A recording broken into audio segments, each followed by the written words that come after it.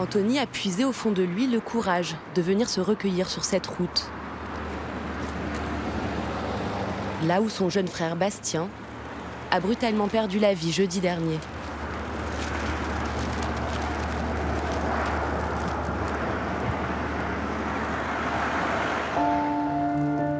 Anthony était son tuteur depuis le décès de leurs 2 parents. Il s'occupait de Bastien comme un père. La dernière fois que j'ai vu mon frère, c'était la veille. Je lui ai dit bonne nuit, puis après, voilà, c'était la dernière fois où j'ai vu son sourire avec sa petite moustache, c'est tout. Je lui ai toujours dit que quand il pleuvait le matin, de me réveiller, c'est moi qui l'emmenais au lycée s'il fallait, quoi.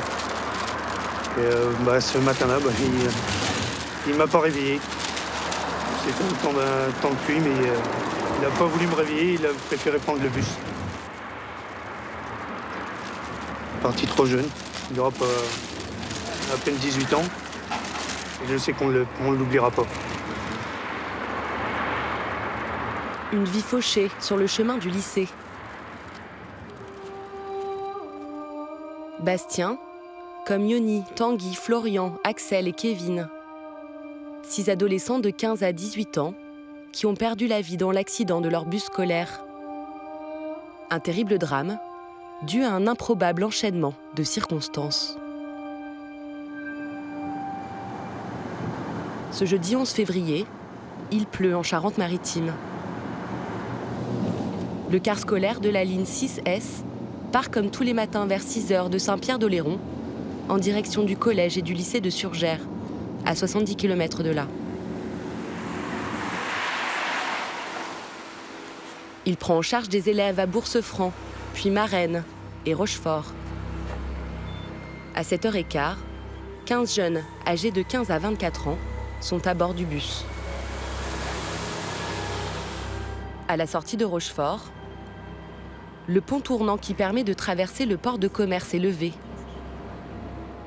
Le conducteur emprunte alors la déviation, cette route départementale.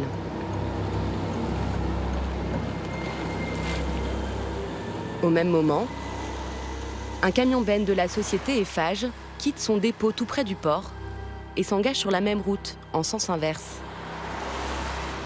Pour des raisons indéterminées, sa ridelle gauche est ouverte à 90 degrés, à l'horizontale, augmentant d'1 mètre la largeur du camion. Quand il arrive à hauteur du bus scolaire, la collision est dévastatrice. La ridelle s'encastre dans le pare-brise du car et le cisaille sur toute sa longueur du côté gauche.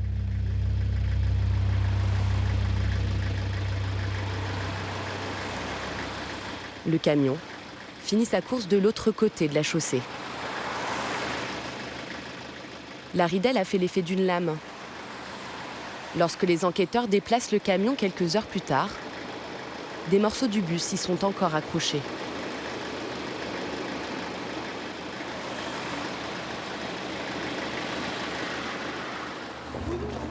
Bernard Dubourg, adjoint au sport à la mairie de Rochefort, était de permanence ce matin-là. Il est arrivé sur les lieux juste après les secours. J'ai assisté à l'extraction des gamins qui étaient blessés très gravement du bus. Les autres avaient été mis à l'écart et ensuite donc, tous les enfants qui n'avaient pas été blessés ont été ramenés donc, à la caserne des pompiers où une cellule psychologique a été mise en place dans des très brefs délais. Certains enfants que j'ai vus sur place avaient quasiment leur voisin de siège qui a péri dans l'accident. Et ils appelaient leurs parents, ils les rassuraient Qu'est-ce qu'ils leur disaient? Ils disaient, ce qui revenait, c'était « heureusement, j'étais du bon côté ». Ça voulait tout dire, j'étais du bon côté. 6 morts, 2 adolescents gravement blessés. Rochefort n'a jamais connu un accident aussi effroyable. Sur la façade de la mairie, les drapeaux sont en berne. Quelques heures après le drame, le maire et les élus de cette ville de 25 000 habitants mettent en place une chapelle ardente pour rendre hommage aux jeunes victimes. Je pense qu'il ne faut pas attendre demain ou après-demain pour un moment de recueillement, il faut que ce soit spontané. On a tous envie, puisque vous en avez parlé spontanément. Par quelle heure? 18h. Ah non, Dans cette salle, certains ont vécu le drame de près. Ils étaient présents quand les familles des victimes ont été prévenues. Ceux qui étaient à mes côtés tout à l'heure au centre de secours n'oublieront jamais les cris de désespoir des parents lorsque la nouvelle a été annoncée. C'était un déchirement total et voilà, donc on se sent impuissant forcément. Sur les 6 adolescents décédés, l'un était collégien. Les 5 autres étaient scolarisés au lycée technique des métiers du bois à Surgères, à 26 km de Rochefort. À l'annonce du drame, les cours sont interrompus, les élèves renvoyés chez eux.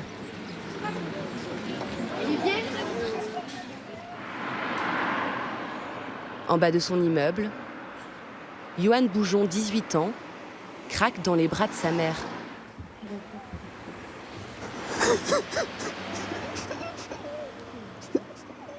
Pardon, je te dis, on va faire ce qu'il faut. T'inquiète pas. Lui aussi devait prendre ce bus pour aller au lycée. Mais ce matin, au dernier moment, un copain est passé le chercher en voiture. Johan connaissait tous les passagers. Il est en terminale bac pro menuiserie au lycée. 7 heures après l'accident, il ne connaît toujours pas l'identité des victimes. Avec lui, Ludovic, un copain de classe. Sur les réseaux sociaux, l'un des passagers rassure enfin ses proches. Il a rien. C'est quoi? Un pote qui est indemne. indemne. L'attente est insoutenable et les mauvaises nouvelles finissent par tomber. Ah, c'est lui. Parmi les premières victimes confirmées, Tanguy. Ce fan de handball était en 3e au collège. Il avait 15 ans. Il y a aussi Yoni, 17 ans. Il était le chouchou de cette bande d'amis. Ouais. Ouais, et qu'est-ce que... T'es au courant qu'il y a Yoni qui est décédé aussi? Ouais, j'ai vu. Je te jure, la vérité, j'ai pleuré toutes les larmes de mon corps, là. Bah oui, nous aussi. Hein. Yoni, je le protégeais, moi, à Rochefort, parce que je connais son grand frère. Il était dans le fond du bus avec nous le matin, quand on avait notre enceinte, là, qu'on chantait à fond. Je me rappelle de ça, j'étais trop jeune, mais après, ils sont vieux.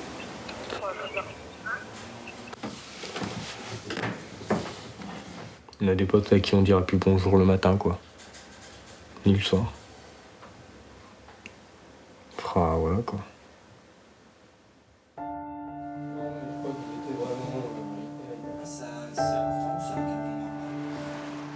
Pour ces adolescents, ce sont des amitiés brisées à tout jamais, à l'âge de l'insouciance. Océane, 16 ans, était la meilleure amie de Yoni. Depuis qu'elle a appris la nouvelle, elle passe le plus clair de son temps sur son ordinateur à regarder les souvenirs de 2 ans d'histoire fusionnelle avec ce gamin à la gueule d'ange.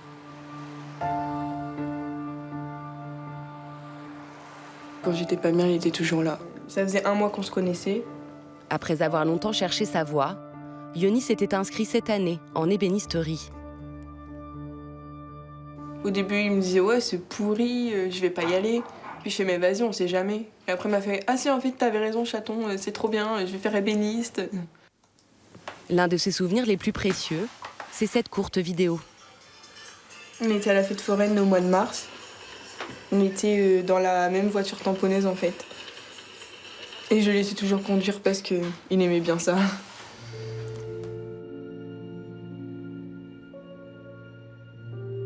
On a préféré rester amis parce qu'on s'est dit si on se met en couple et que ça doit casser, on n'a pas envie de plus parler à la fin.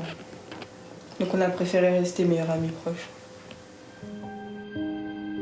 Depuis la mort de Yoni, Cathy, la mère d'Océane, reste auprès de sa fille.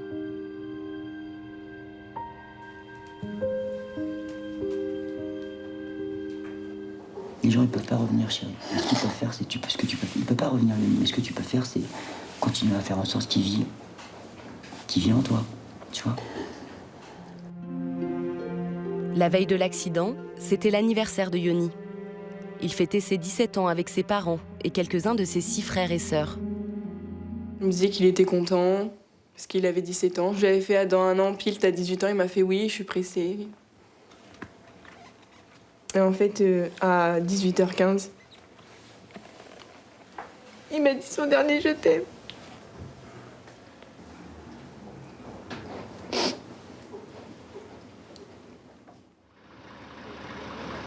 Qui est responsable du drame?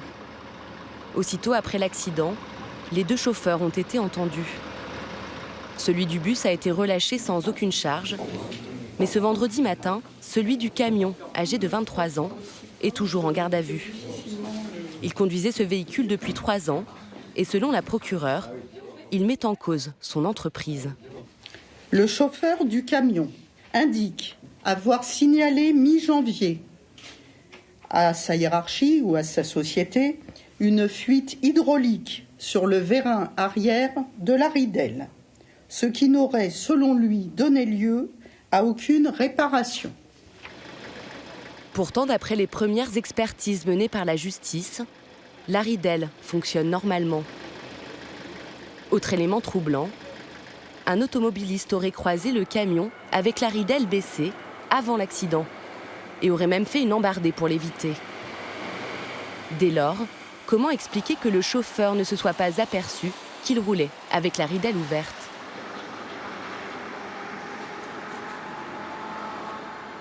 Monsieur, une petite question, monsieur. Au dépôt du port de Rochefort, où travaille le chauffeur, aucune prise de parole. La société Eiffage n'a réagi que par un communiqué, rédigé le jour de l'accident. Le groupe est mobilisé et collabore avec les autorités afin d'élucider les circonstances de ce terrible accident. Certains parents de victimes demandent des comptes.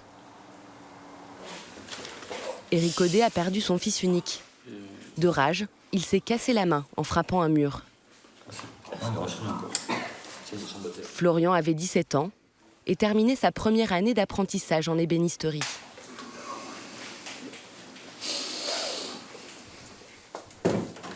Depuis 3 ans, il avait décidé de revenir vivre ici avec son père et sa belle-mère, Christelle.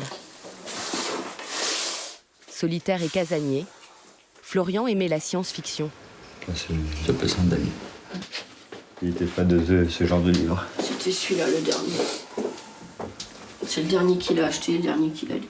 Cette semaine, il devait partir chez sa mère en vacances une semaine et après il devait venir avec moi à Agen, même si je travaillais. On avait prévu de manger indien, faire un ciné. Et puis ça se fera pas, quoi.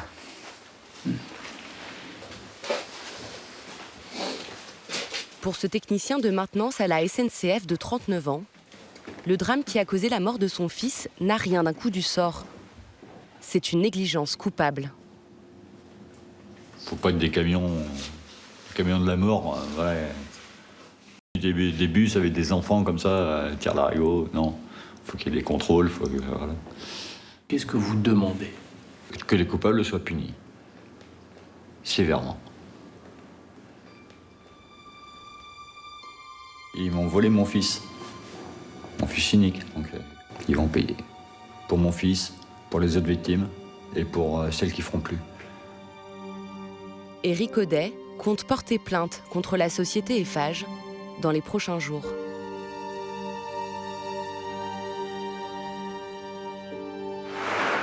Hier, le chauffeur du camion a été mis en examen pour homicide et blessures involontaires. Placé sous contrôle judiciaire, il a fait valoir devant le juge d'instruction son droit au silence.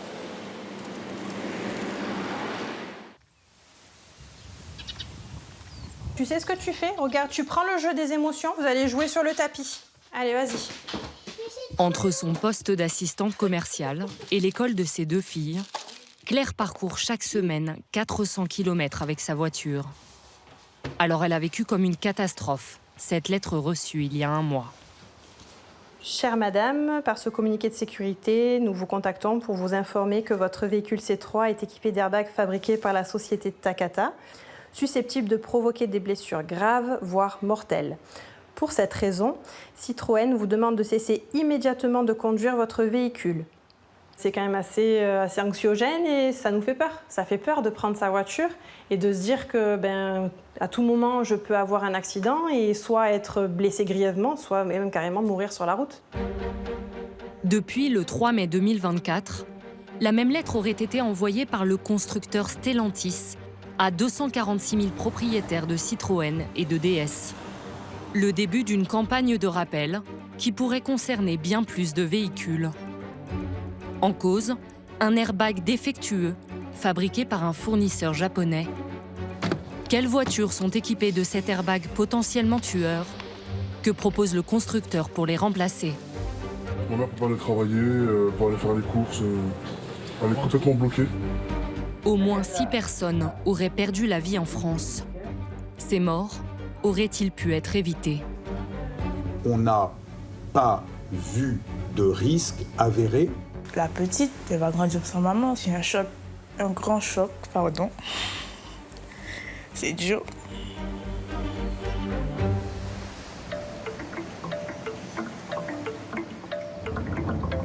L'histoire commence dans les départements d'outre-mer par une série d'accidents. Depuis qu'elle a été défigurée, Raissa n'ose plus montrer son visage en public. Avec un masque, je me sens mieux vis-à-vis du regard des autres.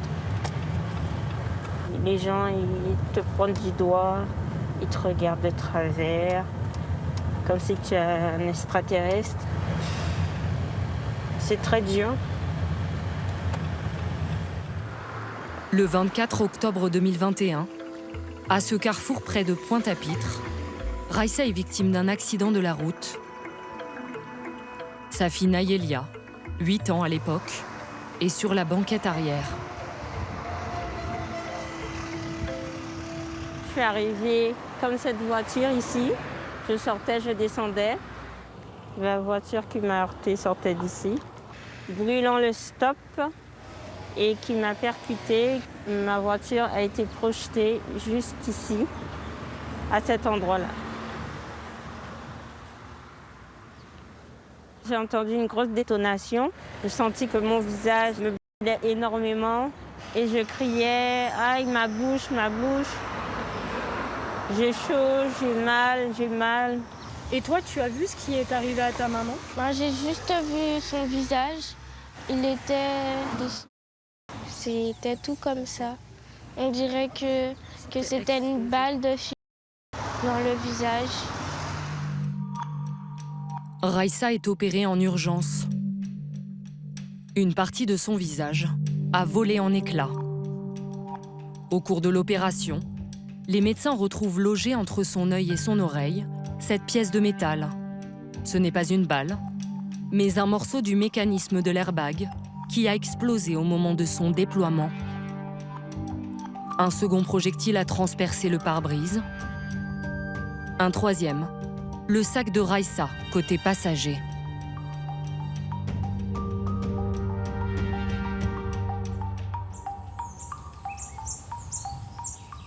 Pendant plus d'1 an, Raissa n'a pu se nourrir que d'aliments liquides. Elle a subi 5 opérations de reconstruction faciale, avec prothèses, greffe d'os et de peau. Déclarée inapte à reprendre son poste d'agent d'accueil municipal, elle vit aujourd'hui avec 600 € par mois. Ma jambe, où j'ai été prélevée par rapport à la greffe, elle désobéit. J'étais quelqu'un de très actif. J'aimais aller faire des activités sportives avec ma fille, dans du roller, du vélo. J'étais dans un groupe de carnaval, donc je ne peux plus faire tout ce genre de choses. Un airbag qui est censé vous protéger, mais qui vous donne la mort. Dieu merci, je suis encore là, une miraculée. Raissa a tenu à nous montrer son visage, l'espace de quelques secondes, comme un cri d'alarme au nom de toutes les victimes. 12 ont d'abord été identifiés dans les départements d'outre-mer, Réunion, Guadeloupe et Guyane. Au moins 7 blessés et 5 morts entre 2018 et 2023. Selon les premières enquêtes, le modèle d'airbag défectueux se détériore suite à une exposition prolongée de la voiture à la chaleur et à l'humidité. En temps normal, l'airbag est censé se gonfler en cas de choc. C'est le générateur de gaz qui permet le gonflement du coussin. Mais sur le modèle mis en cause, l'air chaud et l'humidité s'infiltrent, altérant ce gaz au fil du temps. Au moment du déclenchement, le gaz brûle plus rapidement que prévu. La pression trop forte fait exploser le boîtier en acier en projectiles potentiellement mortels.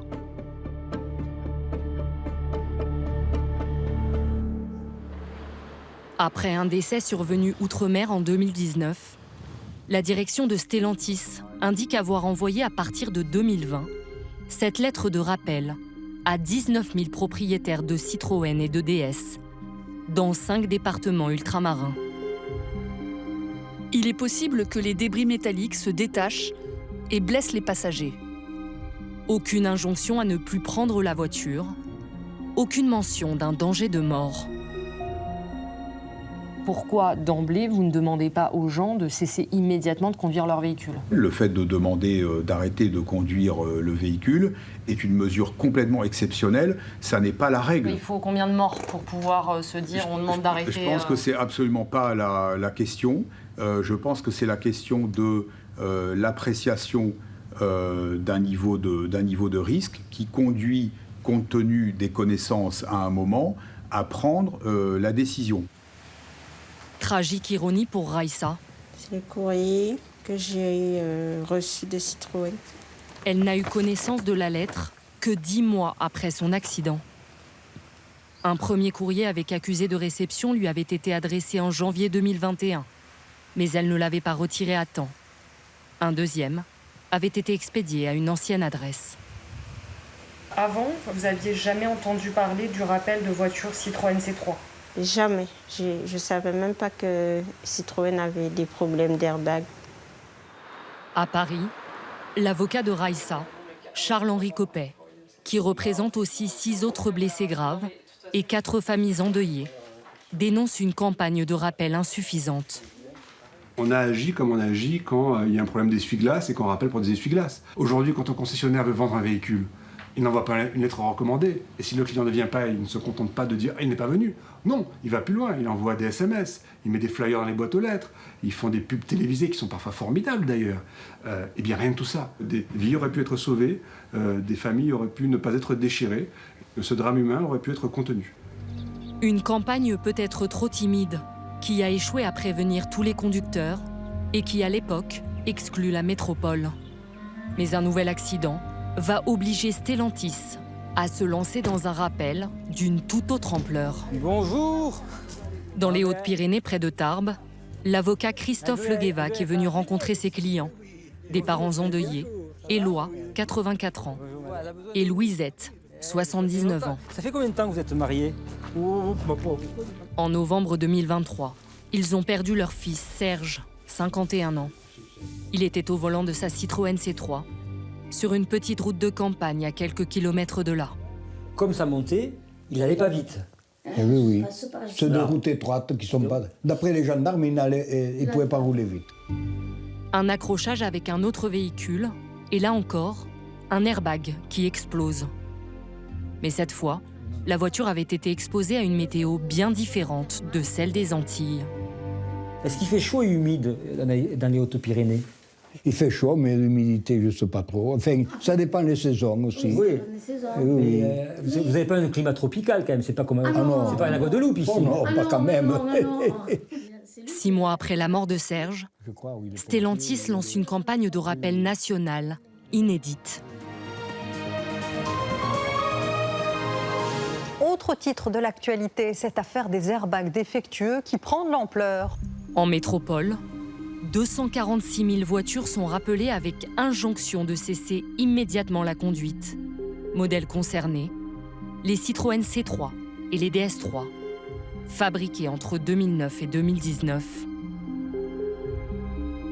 Curieusement, le groupe a choisi de tracer une ligne qui coupe la France en deux.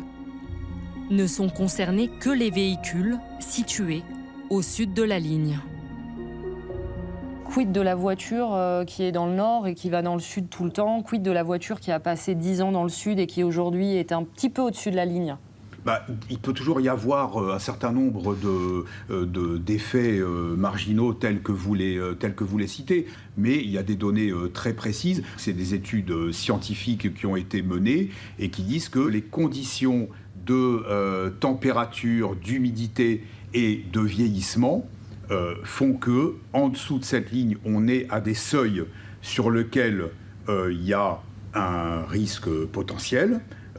Que l'on ne trouve pas lorsque l'on est au-dessus. Donc si je suis à Mâcon, juste au-dessus de la ligne, je peux être tranquille avec mon véhicule C3. Il n'y a pas aujourd'hui de risque avéré.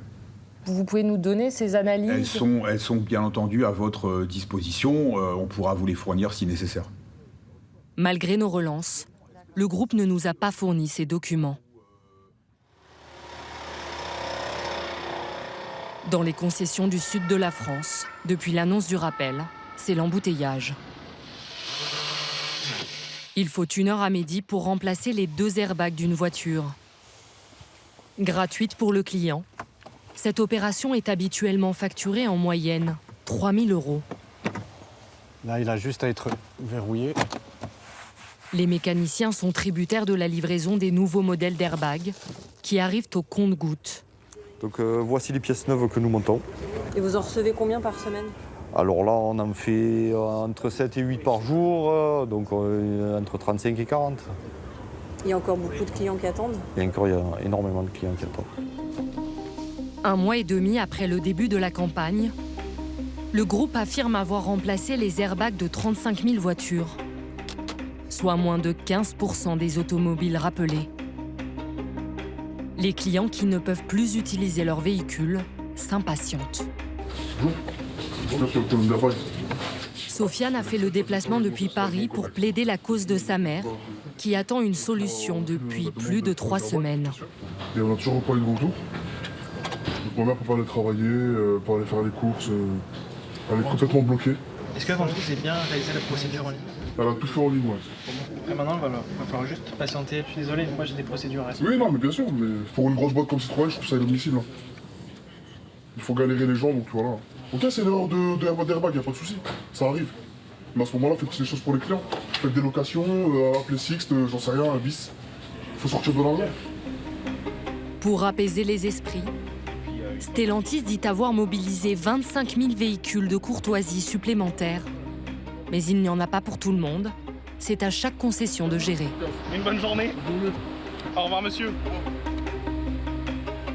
Sofiane repart au volant d'une voiture de prêt pour sa mère. D'autres n'ont pas cette chance. Allez, on y va, c'est parti. Tu mets les chaussures? Claire, l'assistante commerciale, habite un petit village à côté de Marseille. Doucement. Elle prend le risque de conduire sa Citroën C3. La peur au ventre. J'ai malheureusement pas de ligne de bus qui m'emmène jusqu'à mon lieu de travail. Et même si j'en avais une, ça serait beaucoup trop compliqué au niveau organisation avec mes filles. Donc malheureusement, j'ai pas d'autre choix que de prendre ma voiture. On est toujours stressé quand on est au volant du coup. Mais là, c'est vrai que chaque croisement, on check plusieurs fois. Les distances de sécurité, je les allonge pour être sûr que si jamais il y a un imprévu devant, je ne me retrouve pas encastrée dans la voiture de devant et que ça déclenche l'airbag. Claire a appelé son assurance, qui lui aurait garanti qu'elle resterait couverte en cas d'accident. À chaque fois que j'arrive et que j'éteins le moteur et que je suis entière, je dis « Ouf, c'est bon, allez, au prochain trajet », en espérant que ce soit la même chose. Comme d'habitude. Inquiets et en colère, des milliers de conducteurs dont la voiture est immobilisée se sont rassemblés sur des groupes Facebook. L'avocat Christophe Leguévac a récolté 445 inscriptions en vue d'une action collective pour réclamer une indemnisation. Apparemment, Citroën n'avait pas encore commandé les airbags lorsqu'il a annoncé qu'il ne fallait plus conduire. Ce qui fait que ce qui aurait pu être traité en quelques jours ou quelques semaines, maintenant va s'étaler sur plusieurs mois et les garagistes disent eux-mêmes, dans certains cas, que cela pourrait durer jusqu'en 2025. De son côté, Stellantis estime que la quasi-totalité des remplacements seront réalisés d'ici octobre 2024. Mais au-delà des problèmes logistiques, se pose une autre question. Le groupe aurait-il pu réagir avant même le premier décès en France? Une chose est sûre, l'existence d'airbags défectueux est connue à l'étranger depuis au moins 2014. Le fournisseur de Citroën, l'entreprise japonaise Takata, est à l'époque numéro 2 mondial de l'airbag, avec une part de marché de 20%, toutes marques de voitures confondues. Aux États-Unis, l'Agence américaine de la sécurité routière révèle un scandale.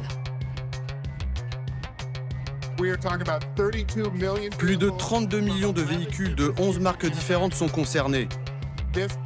C'est sans doute la plus grande campagne de rappel de l'histoire des États-Unis. Sur le sol américain, les airbags ont fait 27 morts et plus de 400 blessés. Nous présentons nos sincères excuses pour tout ce dont nous sommes responsables. Poursuivie par la justice américaine, la marque japonaise reconnaît avoir dissimulé l'existence d'un défaut majeur dans ses airbags en falsifiant ses rapports. No comments. Takata évite un procès pénal grâce à une transaction d'1 milliard de dollars. Pourquoi, par mesure de précaution, vous n'informez pas la population à ce moment-là?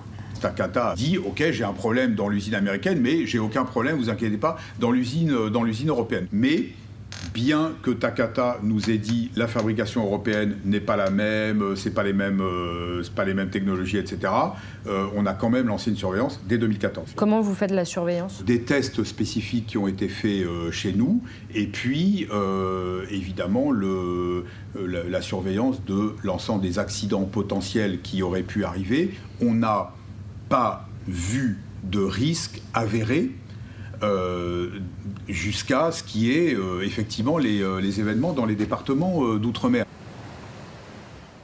Pour les victimes, un long combat judiciaire commence. On peut juste nous voir déguisement. Oui, pour le spectacle.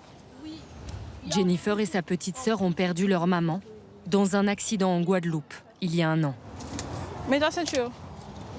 L'étudiante de 20 ans a interrompu son cursus d'infirmière en métropole pour revenir s'occuper de sa petite sœur de 6 ans.